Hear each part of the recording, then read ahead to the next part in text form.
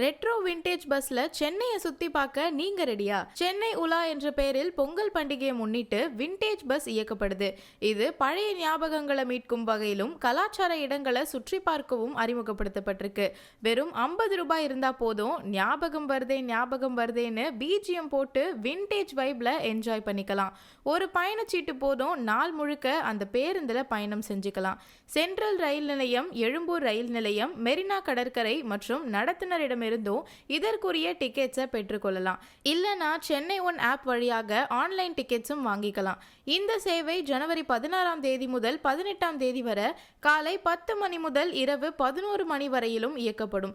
வார நாட்கள்ல மாலை 4 மணி முதல் இரவு 11 மணி வரையிலும், வார இறுதி நாட்கள் அல்லது பொது விடுமுறை நாட்களில் காலை 10 மணி முதல் இரவு 11 மணி வரையிலும் இயக்கப்படும்னு சென்னை போக்குவரத்து கழகம் அறிவிச்சிருக்காங்க.